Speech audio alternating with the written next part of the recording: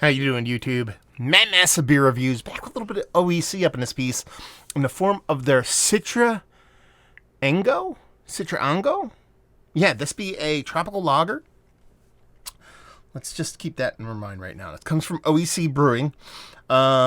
These guys are out of Oxford, Connecticut. 6% alcohol by volume.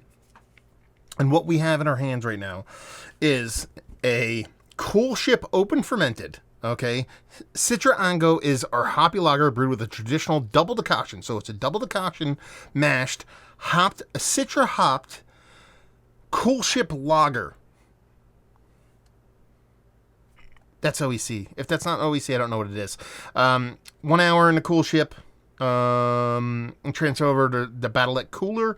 Citrango. I know it's easier to say. I don't know why I'm butchering it. Undergoes a cool fermentation using German lager yeast. It's cellared several months and finally dry hopped prior to release. This was canned. There's no date in the can. I don't care. These OEC Cool Ship lagers are some of my favorite chuggers going. I found this at a bottle shop in Pennsylvania, and I'm just I can't. They're just base Cool Ship. They did this kind of go back and you can watch reviews. I actually did them as a mystery beer and I did them as a side by side, which is their black and regular kind of open firm Cool Ship lagers. Those were fantastic. The regular one was one of my favorite summer chuggers of last year. I have found it again, I believe, this year, and I grabbed it. Something about this just has me all kinds of hopeful, for lack of a better term. Label-wise, it's all right. I mean, it's OEC. They just go kooky. So, fine. Whatever. We'll allow it. Let's get in frame there. There you go. And beer-wise, I mean, it looks more like a hazy pale than a lager. But you're talking about, dry hopped, lagered, cool ship fermented, double decoction lager. It kind of makes sense when you look at it this way. Definitely looks the part of tropical when you see this label art. You see what they're doing here when they're throwing this bunch of citra hops and this kind of fruity kind of lager. It just kind of makes sense. It looks like summer in a glass, almost like mimosa like to a certain extent. Kind of just fruity in a very beautiful way. So soft orange haze, a little bit of head on it. Let's get a nose. Man, it smells like they put real oranges in this thing, like for reals, not for fakes, in a very cool kind of way, because it is literally Cool Ship lager.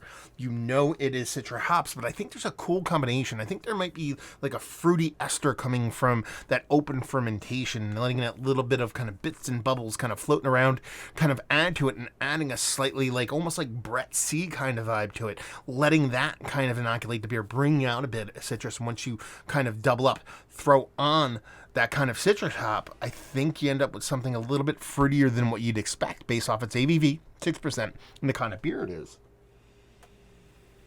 Man, it smells really good. Like, really good. And it has this kind of... It's not sweet. I guess for a lager, it's probably going to come off a little bit sweet, but the way the nose kind of makes me think it's going to come off, again, you can't perceive sweetness on the smell, but you can actually detect the precursors of sweetness. It has like a density to it. You definitely get that kind of decoction mash kind of vibe off of it. That's going to be a little bit richer, a little bit creamier, a little bit more kind of delectable. I just got to dive right in. Cheers.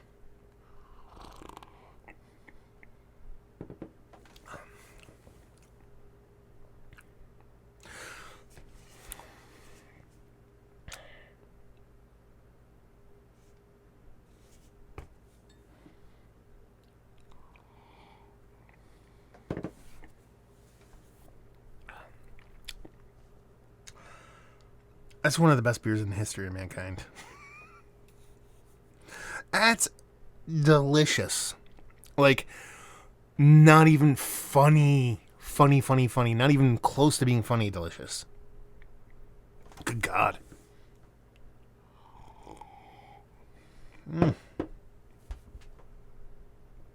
Yeah, man. This has taken all the elements from each one of these techniques and really showcasing them to a max. First off and foremost, that double decoction method, which is going to bring that rich, not overly sweet, but just dense and full kind of malt bill and grain to it without getting overly sweet, but it's just impactful and dense. Really shines through in this beer. Once you get to that kind of lager portion of the show, that actually pulls that graininess, brings it back a little, makes it a little tight and tidy. I'm not going to sit here and call this a crispy boy. I think it's way too aggressive from the hopping, the malt base to that, and plus it's 6%. It's getting high in ABV, but the lagering of this beer brings this into a very chuggable, very drinkable zone. While at the same time, I think it brings a little bit of fruitiness into it. Again, it's probably a combination of lager yeast with a little bit of open, firm kind of magic going on.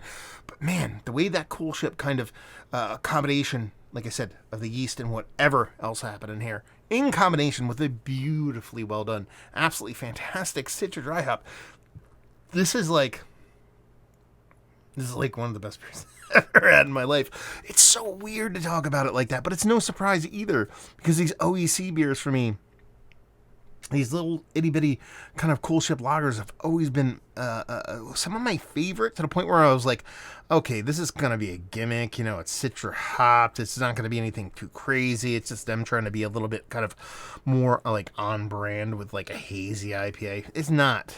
It's basically what every hazy IPA or hazy low ABV IPA wish it could be, which is a beautiful malt bill. There's no bruised sugar involved here.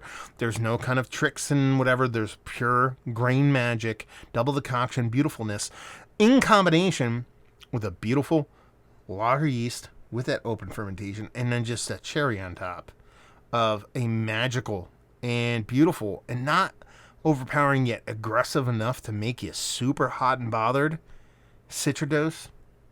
I want to drive right back to where I got this tomorrow and buy all of it. All of it.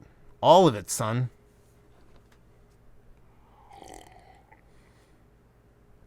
It's delicious.